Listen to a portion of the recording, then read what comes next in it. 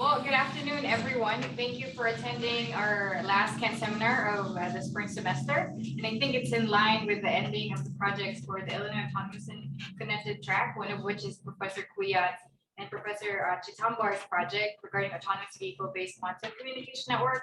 I know his expertise is not one of our normal, so I hope you share with me the excitement of learning a lot more from Professor Kwiat's expertise today, just to have a small introduction for Professor Kwiat. He is the Bardeen Professor of Physics and founding director of the Illinois Quantum Information Science and Technology Center at UIUC.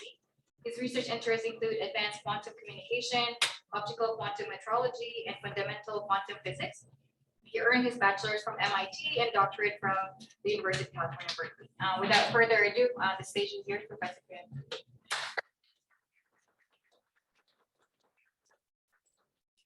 That now. We'll see how you feel at the end of this. So thanks very much for the invitation. I'm glad to be able to come here and visit here. Actually, I hope to come back again for a bit of a longer stay. Unfortunately, I have to teleport out of here pretty soon, right after the talk, to get back to our class. So I have a habit of always changing my titles a little bit. And so this will be just a little bit broader, not just entanglement, but in general. Let's see.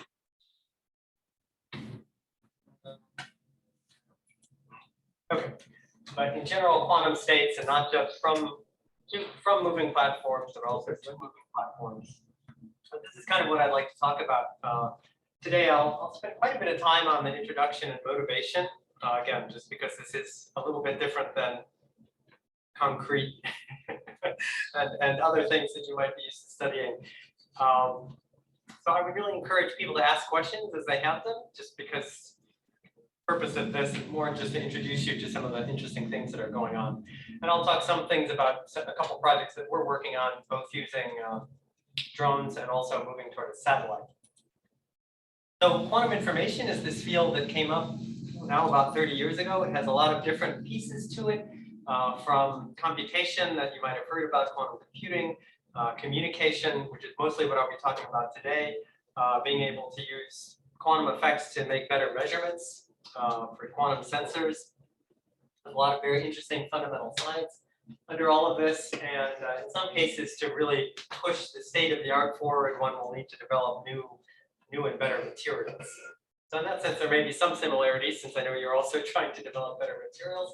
Ours are better at the at the atomic scale, I guess.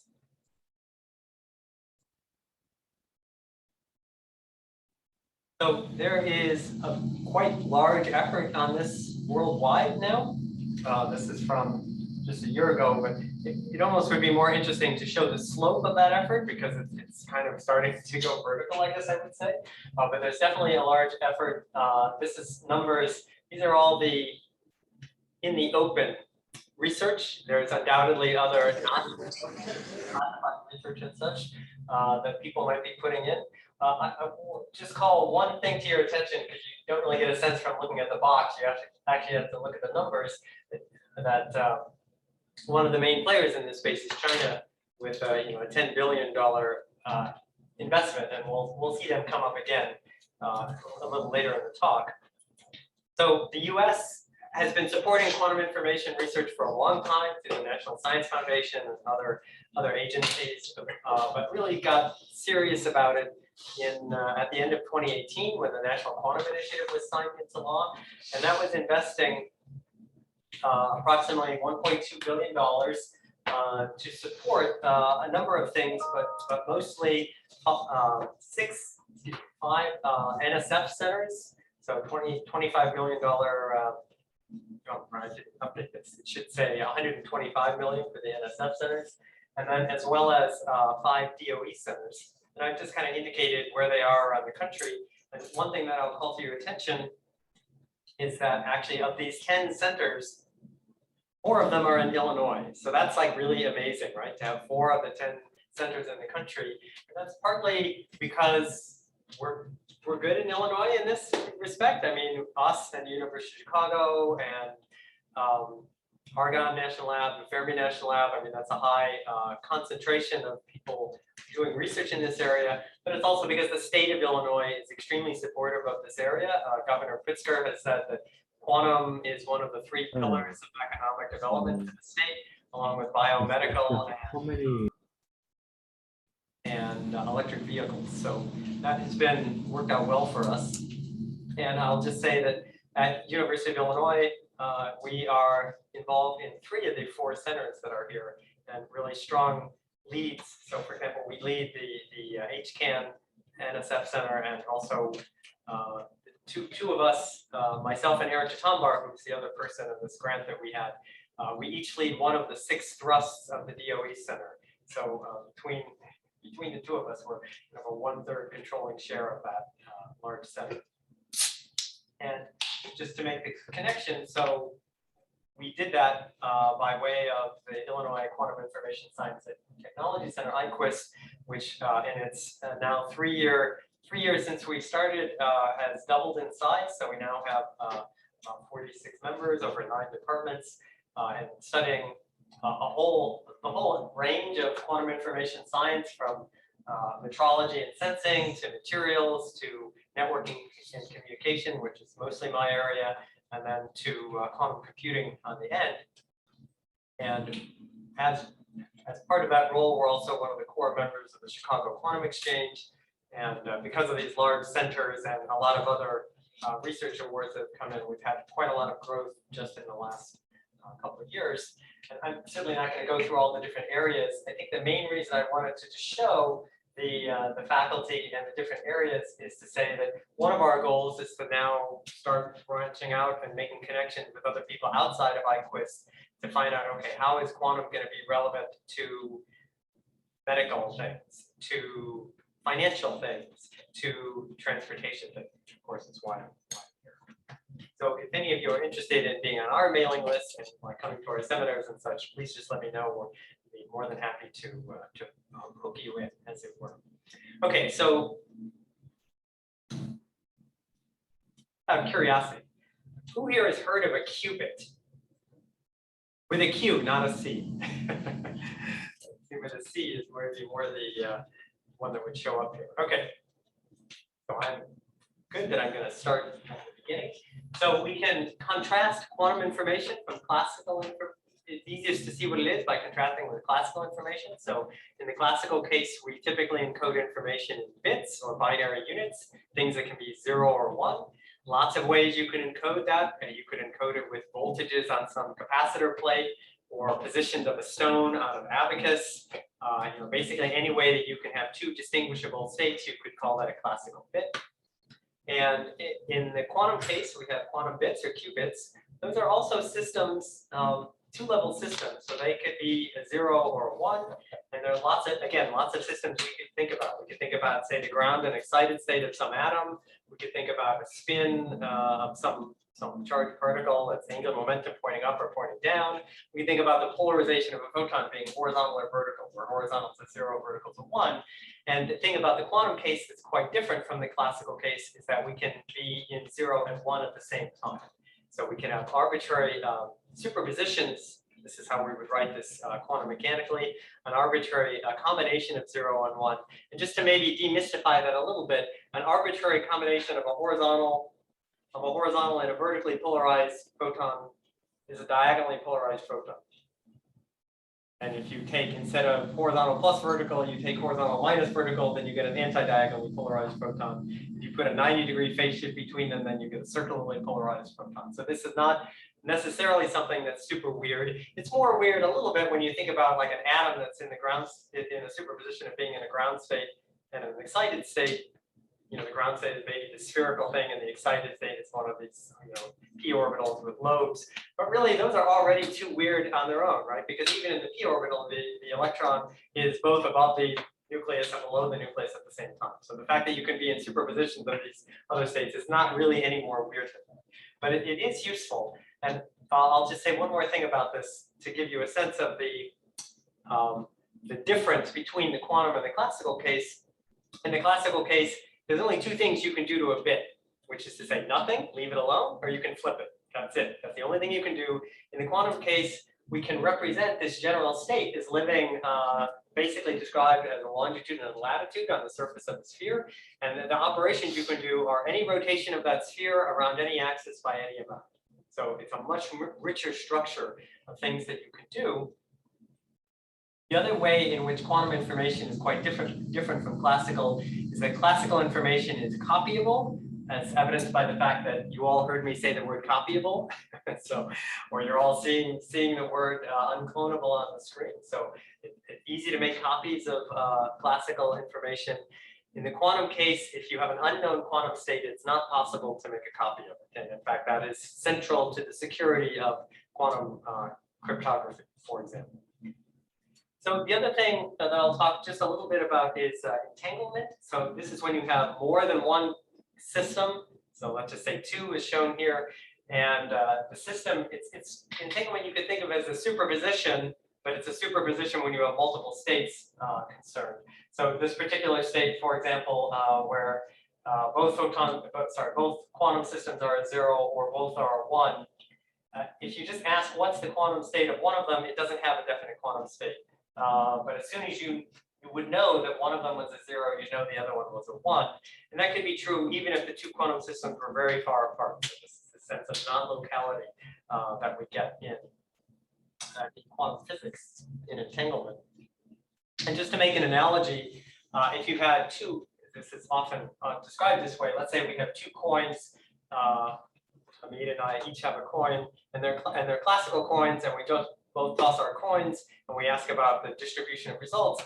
Sometimes I'll get heads, sometimes I'll get tails, same with him, and we're roughly 25% likely to get both heads, both tails. I get heads, he gets tails, or vice versa, right? So all of those will occur with approximately the same probability. Well, actually, with exactly the same probability if they're fair coins. If instead I happen to have a pair of entangled quarters here, and then we're doing this testing on them, we'll find that, in fact, if this is the entangled state, we never get a heads tails. So we only get either both being heads or both being tails. So this is not a thing that occurs classically, this sort of correlation.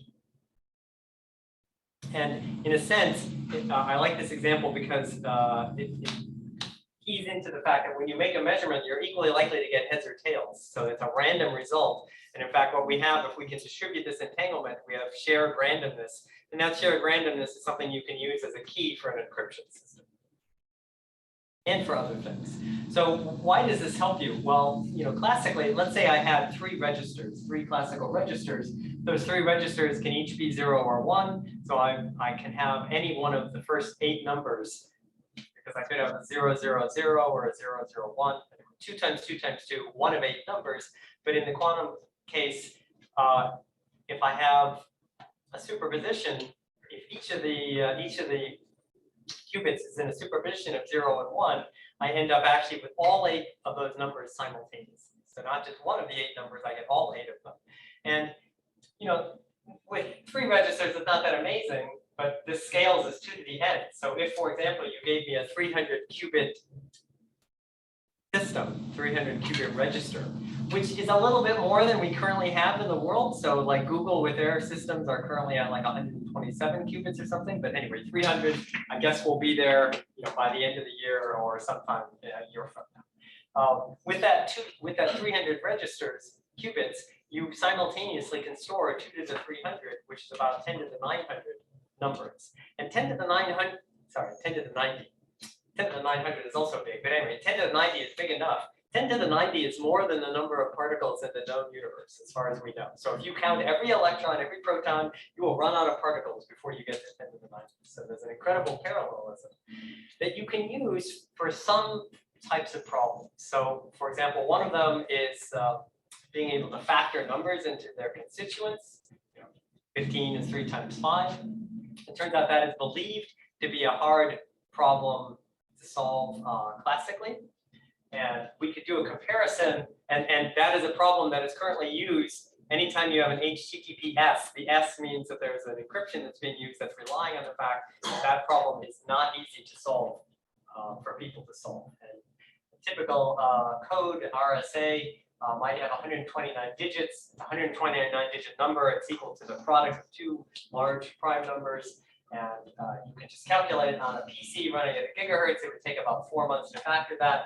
Our campus Blue Water supercomputer running at 10 petaflops a second could do that in about a second, and a quantum computer running at a gigahertz could do that in 10 seconds. And you say that doesn't sound very good because I can already do it 10 times faster. But if I instead make my number twice as big, blue waters goes to about 12 days, and my quantum computer goes to 100 seconds.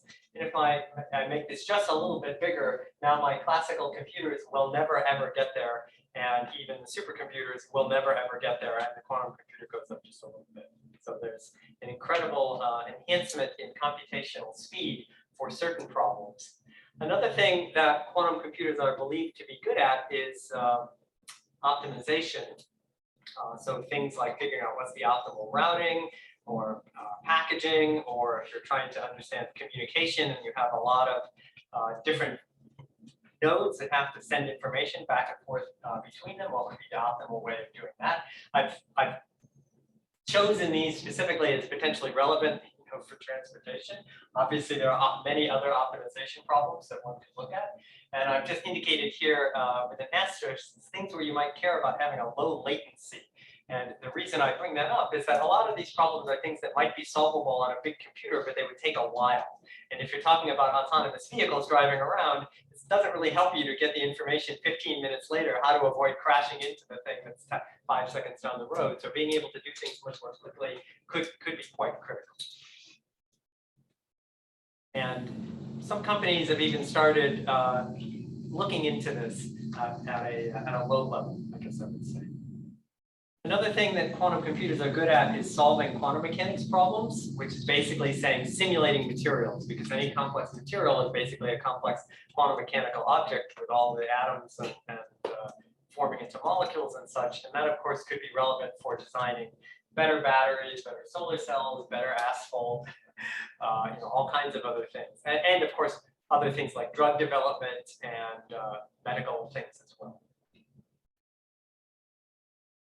Being able to do something like that probably requires to put it in scale, where currently quantum computers maybe have something like 100 qubits, probably requires something more like 1,000,000 qubits or something like that to really be able to do something like this well. So it's going to be a while, maybe, hard to say how long, 20 years before we can do all of that really well. Some of the things with optimization might come a fair bit sooner. Of course, it depends how big the problem is you're trying to optimize. So as I mentioned, the government has definitely appreciated that this is an important area to invest in. And so there have been a number of government reports talking just in general about all the different frontiers that people should be looking into, and more specifically looking into quantum networking. And so there was a number of documents that were stressing the need to have platforms that can link together different quantum devices and develop applications that use those linked together devices, and being able to do that both linking things through optical fiber networks and also through free space connections. So quantum networking, what is a quantum network? So in a way, it's like a classical network, but with quantum instead. So we'll have some number of nodes that are connected by, it says wires here. So those wires pretty much only have two main options. You either go through optical fiber or you go through free space. There's been a few things looked at going through water, but you really can't go very far through water with quantum signals before they're scattered away.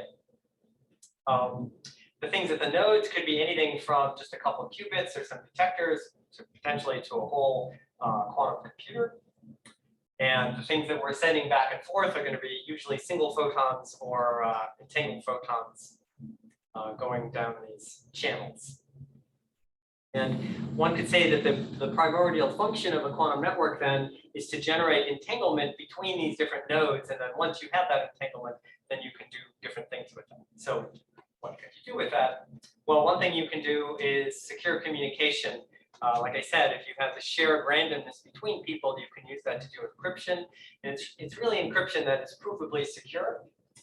Just as long as you trust the laws of physics, it's guaranteed to be unhackable, or at least I'll just say unhackable. Also, possibility of making better measurements. measurements that are purely limited by, again, the constraints of quantum physics. And people are, in some sense, we already use those in some ways, like GPS is based on atomic clocks. One can do better if instead one can entangle all those atomic clocks to each other, you can get better precision. Of course, we already have precision things like telescopes. Classically, we can make very big telescopes in the radio regime by taking the signals to those telescopes and combining them to make them look like one big telescope. It's hard to do that in the optical, basically because you can't record the electric field of optical photons. It's just way too fast. So there are tricks where you can instead use entanglement basically to connect the different telescopes, hopefully even in the optical one, so that they would look like one big telescope, get much better resolution that way. Okay, and then finally, hooking up back to quantum computing, being able to, it's going to be a while till we have large-scale quantum computers that are really good. There aren't going to be many of them because they're really hard to make. So most likely, you're not going to have one in your office or your building or your campus. You're going to have to remotely program them. So how do you do that in a secure way? You need to have a quantum link in order to do that. So that's one thing, being able to do remote quantum programming. The other thing is that if you have a couple large quantum computers and you can have them connected together so they act like one big quantum computer, you get an enormous advantage from that. So let's say that we had 2,000 qubit processors. If you want to simulate those with a classical computer, you would need 2 to the 1,000 bits for each of them. If they each act independently, then the power to simulate that classically, you would need 2 times 2 to the 1,000. But if you can have them act like one big one, then to simulate that, it would look like 2 to the 2,000. So 2 to the 2,000 is better than 2 times 2 to the 1,000 by basically 2 to the 1,000. So having 2 quantum computers connected together is better than having 2 independent quantum computers, in the same way that having a quantum computer is better than having a classical computer. So there's a huge benefit if you can hook things together. Okay, so this is just kind of a summary of the various applications that I gave in terms of communication, and I listed a few other things here. We'll come back to these in just a second. So the current status in the world, basically people have started investigating with sort of local quantum networks. They might have a few nodes going over fairly short distances. Say a quick word, why are they only over fairly short distances? It's because of the no cloning property. The fact that you can't copy quantum states means you can't just send the quantum signal through an amplifier. It's getting degraded as it goes through some optical fiber. What we do classically is we just go through an amplifier and we boost the signal up, and then we go a while and we go through another amplifier and we boost the signal up. It doesn't work in the quantum case. It absolutely will mess things up. So you have to do things much more sophisticated called the quantum repeater. There are no such devices quite working yet. People are working on them now, but we don't really have it. So this is what we currently have, but really what we would like to have is a network which connects many different sorts of platforms, which connects over long distances in fiber using quantum repeaters, but which also can hook up to satellites, can hook up to drones and planes and ships and all those kinds of things. Amazon delivered packages, delivered trucks.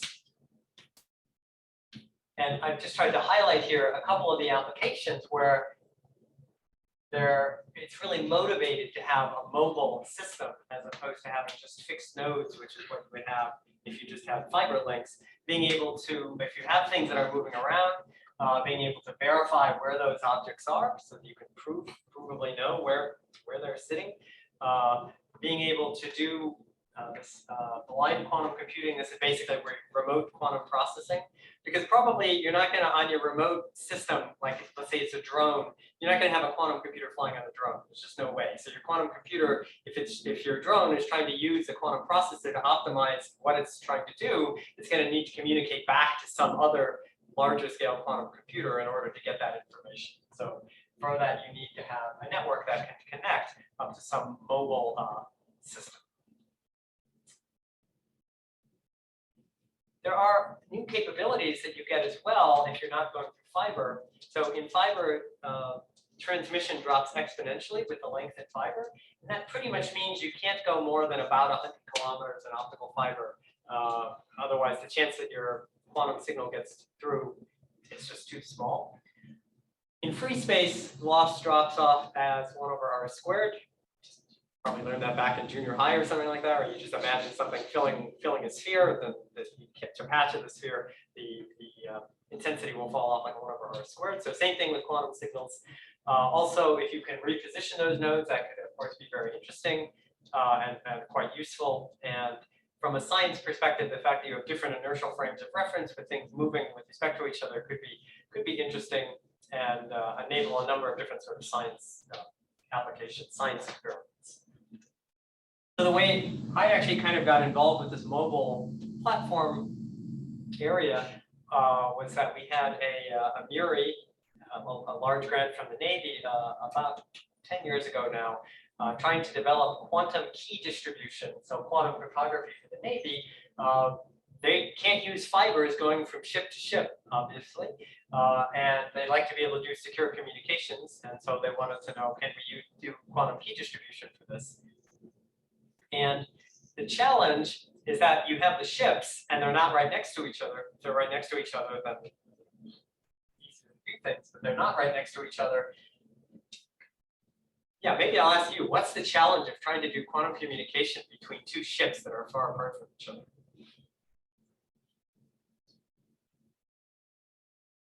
The loss in signal with distance. Say again? The loss in the signal with distance. There is loss because of The distance between. Because of this, there's some, but not that much. Not much in free, more or less in free space. It's kind of loss, but there's a different kind of loss. Thing is that these are far enough apart, and the Earth is curved, and the ships are on the surface of the curved Earth. So that means that, assuming that you're starting at some mast, assuming that you're starting, launching from the mast of a ship, unless the mast is really high, there's a limited height of that, you'll hit the surface of the water. So that's, in some sense, that's a loss, but probably not the kind that you meant when you said that. The other thing is, even if you don't hit the water, but you come close to the surface of the water, there's a lot of aerosols, and those scatter. And so that is the type of loss that you were talking about. But it's a lot worse when you're going right near the surface of the water. There's also a problem with turbulence, and turbulence tends to be a lot worse lower to the ground than as you go up. And we need to catch my single photon. I need to send a single photon, I need to catch it, and I need to do that without catching a bunch of other photons. And the way that you do that is basically with a telescope, a pretty high powered telescope. And the one thing you might know from a high powered telescope, if you've ever gone to look at up and look at a star, it's really hard to find the star you're trying to look at because it's only a very small solid angle that's accepted. That's why a telescope is really good for excluding background if you're trying to send a quantum signal, but it also means your telescopes have to be pointed really well at each other. And if there's turbulence in the atmosphere, then your photons just miss. So this is what I'm saying. Turbulence gets a lot better. It can be metricized by this quantity Cn squared. It doesn't matter what it is, just to say that as you go, h0 is the height of the sender here above the surface of water, going over a 30 kilometer distance between the two ships. And this badness of turbulence gets better by a couple orders of magnitude if you could go up just 30 meters, for example, because you're no longer right at the surface. As you go up, the air is much more quiescent. So the idea then is that, well, maybe from the ships, we can launch drones up. They can exchange their quantum signals, and then they can come back down and do the rest of the protocol, the rest of the classical communication. So being able to have a mobile reconfigurable network is quite interesting for a number of ways. First, it's reconfigurable, so if for some reason something goes wrong with one of the nodes, you can of course just move something to get another node in place. That also might be quite important for sensing, because you can imagine quantum sensors on the drones. If you can't move your sensors around, it's probably not that useful. Typically, if you want to sense something, you want to go and you want to look at the thing you're sensing. You don't want to necessarily be fixed with the sensor. So that's another reason why that could be helpful. This could also be useful as a general model for satellite networking. And I kept this one in, although certainly you guys all know drones are playing an increasing role, autonomous vehicles, in a lot of our society these days. Everything from delivering packages from Amazon to monitoring in dangerous disaster relief scenarios, things like that. But there are definitely other limitations in that now we have to deal with size, weight, and power constraints that we never had to deal with before, for example, in my laboratory. So I'll just say there has been a little bit of prior work on doing drone-based quantum communication from a group in China. And they were able to use drones to distribute entanglement to a couple ground stations and also as a relay between them. They have not done a full quantum communication protocol using that, and we're hoping to have that actually in the next couple of months. So our own group, we've been studying using a particular set of drones to be able to communicate, trying to develop a compact source that we can fly on these transmission optics. And the main thing that is the trouble is getting optical pointing, acquisition, and tracking, basically being able to get the two systems to lock on each other. Maybe let me just put that in perspective. So, yeah, so imagine that I have a distant drone. The problem is not just that I need, and it's moving around maybe, it's not just that I need to keep my laser pointer fixed on that drone. Because if the drone rotates, because it's got a telescope, the light won't make it into the telescope. Even if I hit the front face of the telescope, the light won't make it to the back of the telescope. So a better analogy would be two people, both of who have laser pointers, and the light from one person's laser pointer has to go into the other person's laser pointer and vice versa. So that's a much harder problem. If you think about like two gunfighters, each of the bullets from each gun have to go into the other gun. So it's a much more tricky stabilization problem. But so anyway, I don't want to go through the details of exactly what's going on with the quantum key distribution system. In the initial system, we're using basically LEDs, attenuated LEDs to the single photon level, and we use to encode information left and right circular polarization, encode zeros and ones. And the reason we choose left and right is that if there's a roll to the drone, left and right circular, they don't change. So left you could think of as clockwise, and right you could think of as counterclockwise. If you turn something, you have a screw and you rotate it, it's still the same screw, nothing gets changed. If instead you use something that's horizontal and you rotate it, now it actually is changed if you rotate it. Okay, so anyway, that's why we use circular to encode, and we have to check with the superposition of the two circulars, and that turns out horizontal polarization is if you take left plus right, that gives you horizontal. Okay, and then on the receiver, we have to measure the polarization of the photon that's sent from the transmitter to the receiver. So the incoming photon gets split up, and we can either ask, it gets split at random to go it's either reflected, and then we ask, is it left circularly or right circularly polarized? Or it's transmitted, and then we ask, is it vertically or horizontally polarized? And those are the things you need in order to do quantum key distribution. I will say this is not exactly a stealthy.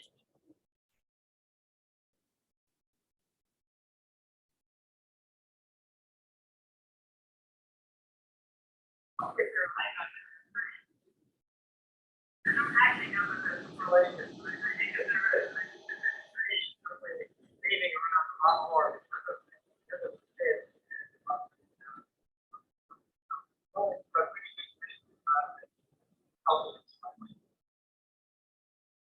But they do have the advantage when they're big, they can carry something that's like a 20-pound weight, which is what we need in order to be able to do all this pointing and tracking. So I was originally asked to give this seminar back in January or February, something like that. Yes, and I said, oh, please let us go at the end of the semester instead of at the beginning, because we're just on the cusp of being able to do some interesting measurements. And so I'm very glad that we were able to have that. So I guess it was around, as you can see here in March, we were able to finally demonstrate clear locking between the two drones, both if they're both in the air or if one's in the air and one is on the ground, both indoors and outdoors. So this is all done at the classical level, just trying to couple a classical beacon from one end to the other one. But nevertheless, the this factor of 10 dB is basically a factor of 10 loss. So 10% transmission is actually still quite good for this kind of a system. And then we were also able to do some measurements where we're actually sending quantum signals from one drone to the other one. I don't really want to go through the details of this, except to say that one of the things that you are concerned with is background, because any background counts can swamp the actual quantum signals you're seeing. Single photons are not, right? At the moment, in this room, you're probably each seeing about 10 to the 14 single photons a second. So photons are pretty small. So the quantum signals that we're sending are maybe on the scale of, let's see, saying here it's about 10 to the 5 per second, so 100,000 per second. So we have to work really pretty hard to make sure the background is not going to completely swamp the quantum signal. And I think what we can say is that with our current system, we definitely should be fine operating these quantum protocols at night, and it might even be feasible to operate them during the day. I'm going to ask if there are questions at this stage. It's a good natural breaking point. Probably should have asked that before I did this section. When photons are entangled, will they always be entangled? The question is, if photons are entangled, will they always be entangled? If you make a measurement on one of them in any way, then that will collapse the state. And then instead of having, for example, these two different possibilities, you'll have this one possibility. That's the first thing I'll say. And then they're not entangled because they're just in that particular state. The second thing I'll say, let's say we take the state where the state horizontal plus vertical, where the two photons have the same polarization. You could take one polarization and you can rotate it, and that will not rotate the other one because you're only rotating this one. So you could take the state horizontal plus vertical, and you could convert it, for example, into horizontal vertical plus vertical horizontal. So you can convert it into a different entangled state. The reason I stress that is that if rotating this one actually rotated this one, then in fact you can use that to send signals instantaneously across space, and that's not possible. It's also not possible to use these correlations directly to send signals, because although, let's go back to the case 0, 0 plus 1, 1, so I'm just talking about information. Although I know that if I measure a 0, that you'll measure a 0, and I know if I measure a 1, you'll measure a 1. I can't control whether I measure a 0 or a 1. It's completely random whether I get 0 or 1. Therefore, it's completely random whether you get 0 or 1. So there are these correlations instantaneously, as far as we know, across the universe. It tested out to 1,000 kilometers, basically. But you can't use those to actually transmit information. Instead, we use this randomness to do secure information. So you just, I guess that I had the same question, which was like, you don't know if it's a 0 or a 1, right? Until you measure it. Right.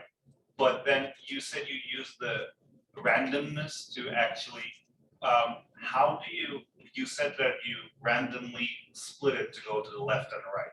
How important is it that that operation is completely random, and how do you make sure that you actually make it random? Yeah, great question.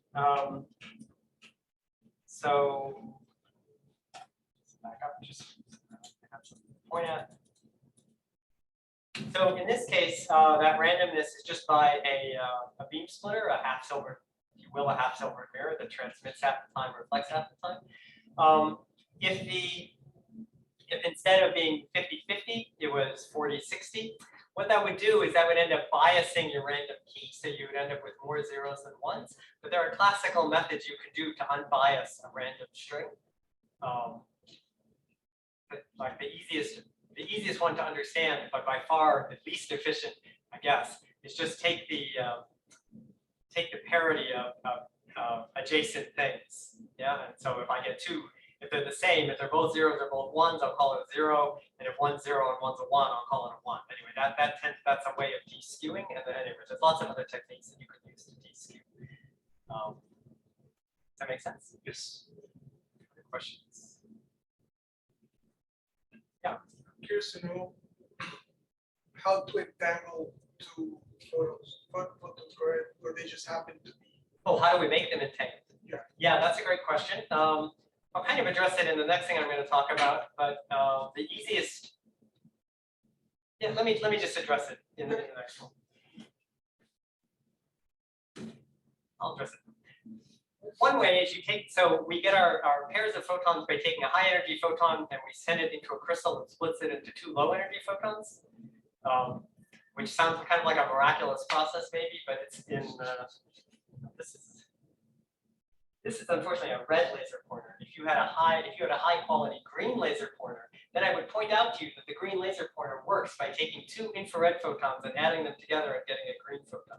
And if you take that same crystal that's in that and you run it backwards and you send in green photons, they will sometimes split into 2 red photons.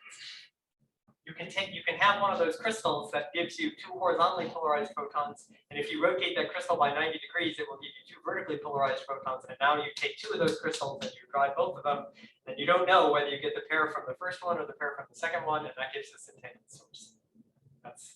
That's my preferred way of making it, although it's not going to be the way I'm about to show. Other questions? Okay. So, moving to a higher altitude, moving into space. So this was an article from a few years ago in Optics and Photonics News that was showing all of the world's efforts toward trying to do quantum communication in space, basically. And if you took the time to look over this graphic in detail, one thing you would notice is if there's no US presence on this graphic. So that's probably not a good thing, I would say. That was partly due to some choices made by the government about 20 years ago. Because we actually could have, if things had gone a different way, there would have been a different graphic 20 years ago that had only the US here and none of the other places, or just from some work that was going on at Los Alamos. In any event, lots of people are working on this now. There have been some experiments, first flying entanglement sources on balloons, then on a little CubeSat. That's a little thing that's about the size of a toaster that gets launched into space. Kind of a famous experiment for our field because the first experiment, the launch vehicle blew up on the launch pad, but they recovered the little package and it still worked. And I have to say, this was a group in Singapore that did this. That was incredibly helpful for the field because showing that they were able to make a source that could not only survive launch, but could survive the explosion of the launch vehicle and still have a robust quantum source was very helpful then for other people to be willing to invest in pushing this further. Okay, you might have heard a few years ago, there was the Mischief satellite from China, which had a number of experiments where they did quantum key distribution between ground stations and the satellite. They distributed entanglement from the satellite to 2 different ground stations. And they did this quantum teleportation protocol. And right now there's more than €1 billion being invested to develop a number of experiments both in Europe and also in Canada. Looking at basically space-based quantum communication. So I'm here talking to you about this because we actually started recently the SEEK project, Space Entanglement Annealing Quantum Experiment. And that is a project that I'm the lead of. We're actually funded by JPL, and also we have a strong and critical input from the LASSI program, which is in the Department of Aeronautical Engineering, and then it's actually a tri-national effort. So it includes a group from Canada that's developing detectors, and also the same group that I just talked about from Singapore, developing some of our liquid crystal electronics. Okay, and we're getting our entanglement source from this company, EBR. So there are a number of kind of firsts about this. I think I'll just talk about them in the context of what when I go through the slides. The one thing I will say, we're putting an entanglement source actually on the space station, along with a detector next to it. We are not sending photons from space station to Earth or from Earth to space station. So this is roughly a couple $100,000 project. The Chinese experiment was a couple $100 million project. So to actually being able to have something in space, we have a big telescope and you can point it extremely precisely. That's a very, very expensive endeavor. And so that's, at the moment, we're doing something that's a lot smaller, but will still teach us something about relevant for future experiments. So this is, the goal is that this will be housed outside of the so-called nanoracks installation that will be sitting, this Bishop installation sitting on the outside of the space station. It'll have a bunch of these blocks, and our experiment will be sitting in one of those. So talking about entanglement, here's one way that you can make it is that you can drive this crystal that converts a high energy photon into two low energy photons. You can either drive it clockwise or counterclockwise. That's what was done in the Nishi's satellite. The experiment, that setup is about this big, and everything has to be perfectly aligned. So after they launch it, they have to do fine alignment in real time in order to keep the thing working. The Singapore group, they also had this thing where they have two crystals. I said take two crystals and then you get two horizontals from one or two verticals from the other one. So that's what they did more or less in their experiment. Also using kind of bulk optics, you can get a sense, again, the size of their system was about this big. So what we're doing is something where everything is in a chip, integrated optic chip. So this is more like a stick of gum size, so it's much smaller, there's no moving parts, there's nothing to align. And the way that it produces entanglement, it creates two photons, both of them at 810 nanometers, which is like a very, very deep red. One of them is horizontally polarized, one's vertical. And then we just have a beam splitter here. And the two photons are equally likely to be transmitted or reflected by this beam splitter. So sometimes both photons will go one way, sometimes both photons will go the other way.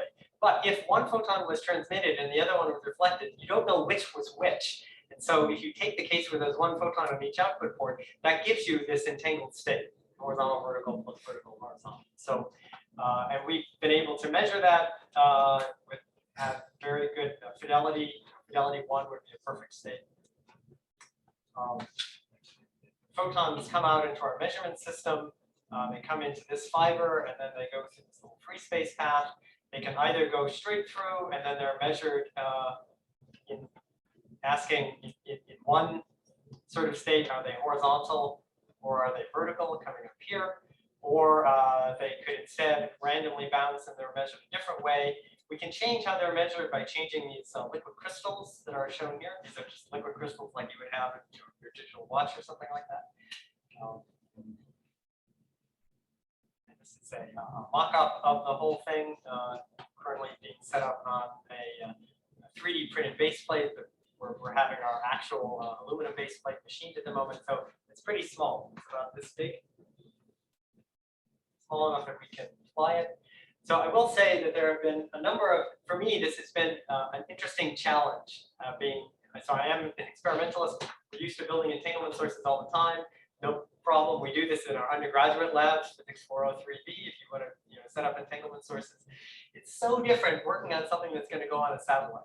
So things we never had to worry about, like I don't have a lot of space for my fibers to curve around gently. I have to have them bend pretty tightly. If they bend too tightly, you end up with two fibers instead of one, and it doesn't really work very well. So that's an issue. If my base plate is thin, normally we run on optical tables that are a foot thick, so we don't have to worry about vibrations and flexing or anything like that. Now we have to worry if the base plate is too thick, we just won't be able to cover it. How do I deal with heat? We're used to at least having heat reduction in our laboratories, like with heat fins on things, right? And that's assuming you have air going across, but we're going to be in space. There's no air where we are. So we can't rely on any kind of convective cooling. Everything has to be done either by conduction or by radiation, basically. When the things are actually in space, they're going to be more or less stable around 20 degrees C within a few degrees. So that's fine. But in the process of going through the launch and going up in, temperature could vary anywhere from -40°C to +40°C. If you look in the spec sheets of all the companies of how their components, no one rates their components at -40°C or +40°C. And you could easily imagine with a screw, when you heat it up and you cool it again, it's going to come back to the same length. It's going to be more or less exactly the same screw. That's not a problem. But we don't just have screws. We have things that have like pieces of elastic in them and things like that. So the question is, will they be able to survive this? Okay, the last one I'm going to talk about is what's the effect of radiation? Because in space, there's a lot of radiation. And what does that do? It turns out that's not good for detectors. So the detectors that we have are silicon, they're semiconductor detectors. When a photon comes in, it elevates an electron away from into the conduction band. And you do that in a way that you get a whole avalanche, so you get a whole bunch of electrons. So what happens when there's radiation is that the protons, these high energy protons, can cause a dislocation inside the lattice. And that turns out to lead to increased noise on the detector. So the dark counts on the detector, number of times per second that the detector says it sees something even though there's no photons incident, that climbs over time when it's in a radiation environment, and can climb on the order of like a year. It can climb roughly 100,000 counts per second. And the signals that we're looking at are maybe 50,000 counts a second. So that means you're totally toast after a year because your noise is twice your signal, and that's absolutely not going to work. So we want to have a way of dealing with that. Flying up and putting in a new detector that doesn't have radiation damage every 6 months is not an option for a space experiment. So it turns out there's a thing you can do with these detectors. It turns out if you heat them to roughly 100 degrees C, for example, you put them in an oven for an hour, those defects in the lattice will heal themselves. It will anneal out. They'll fix themselves, and then their dark count rate is reduced again. Now, you don't really want to have to heat something on a satellite for an hour at 100 degrees C. That's, again, very costly, and the heat management is very different on the satellite. So it turns out there's another trick, which is that if instead of heating the whole thing, you can take a high-power laser, like a 1-watt laser, and shine it just on the detector for about a minute. It turns out that raises the temperature, actually probably a lot more than 100 degrees C, and that has the same impact. So that's one of the things we're trying to do in our experiment on the space station, on the satellite, is to use this annealing in order to be able to extend the mission lifetime greater than a year. And this is the same setup I showed before. Before I had my quantum signal was coming in this channel, we also have this basically a 4-watt laser that's coming in here, and it gets split so that I end up with 1 watt shining on each of the detectors. The detectors are not on when we're doing this procedure. Otherwise, you would, in about a millisecond, have 4 dead detectors. So you have to make sure that they're not on when we're running it. But anyway, the hope is that this will allow us to, in the presence of this continual radiation damage, be able to fix it. So where are we headed? So one thing is, I've talked about just distributing entangled qubits. We really like to do this other protocol called quantum teleportation. Quantum teleportation is where you have some unknown state and you want to get it all the way over here without sending it directly. It turns out you can do that if the 2 parties that are trying to teleport the state from one to the other, if they share entanglement, then they can do this teleportation protocol.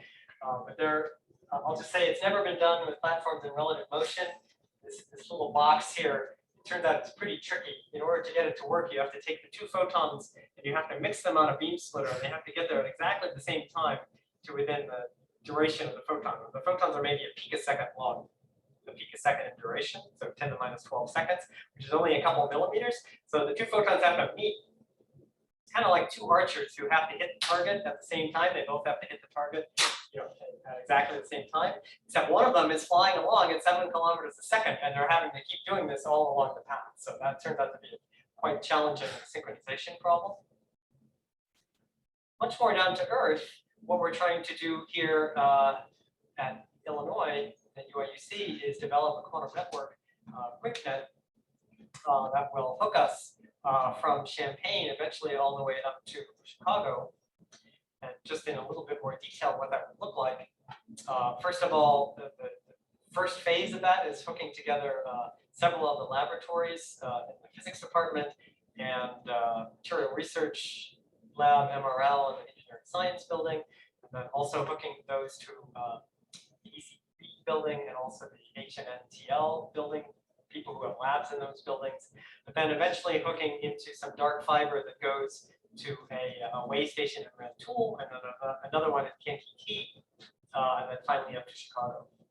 And one of the things I want to point out is that we would very much like to be able to hook in and to utilize the up and coming IACT facility because we're doing all these things with drones and autonomous vehicles, and we'd really like to be able to connect to some of the studies that are going on, that will be going on with the IACT facility. And basically, that will be then a wireless component, really a wireless network, a reconfigurable mobile, everything changing wireless network that will then hook in and connect into the wired quantum networks, local one happening in Champaign and another one's happening up in Chicago.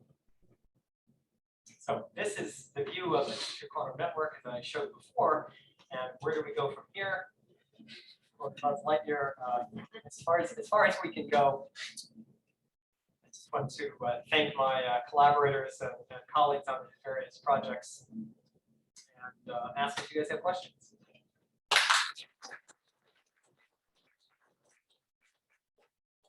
Time to limit to 1 to 2 questions. Go ahead. Hi. Thanks for the presentation, amazing presentation. I wanted to check, what was the thing again that was going to be put in the Rantoul and Kankakee, like those two networks? I couldn't understand that well. Yeah, so these are nodes. These are nodes which would eventually have quantum repeater stations and would have sources and detectors to be able to make measurements kind of intermediate scale to make a linking. And hopefully to do this, this teleportation, right, and that would then enable you to connect up, for example, Champaign to Kankakee, even though the people in Champaign and Kankakee never talk, if they can have their photons meet in Rantoul, you can get them to be linked together. I see. And which is the university in Chicago that this will be connected? Yeah, so actually there's a couple universities. So University of Chicago is running things through Argonne National Lab. And then there's also an effort with Argonne and Fermilab at Northwestern that are hooked together. So there's this so-called IQNet is a little local network that has like 4 nodes at the moment. Yes. From the experiment that you're sending, in which you're sending the box to the space station, you said the objective is not to communicate to something to Earth?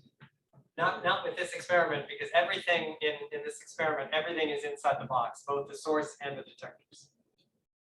We eventually want to communicate with Earth.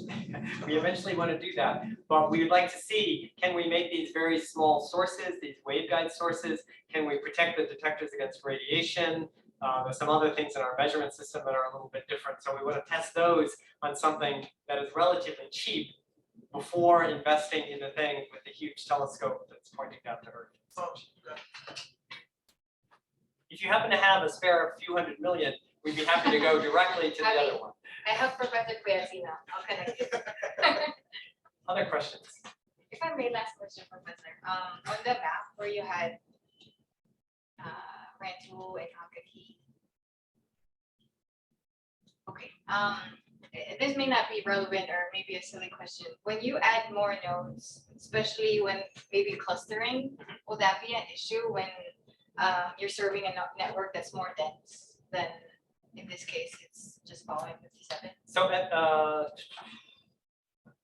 let's say we deploy more nodes to broaden the communication, and now you're going to be putting more nodes in an urban area which is more densely populated. Would the clustering of nodes be an issue? Yeah, everything changed. So yes, everything is going to change. So if you have a pretty local system like this, then you can have one main distributor who just distributes the entanglement to each of those nodes. That's maybe the most efficient way, or a fairly efficient way, because they're not going long distances. So I don't have to worry about my quantum signal disappearing. Over this sort of a distance, over 100 miles, the likelihood that a photon makes it from here to here is only about 1 in 10 to the 4 or 1 in 10 to the 5. We'll still initially run with those odds because we can try it like 10 to the 9 times a second, so we can still get some things through.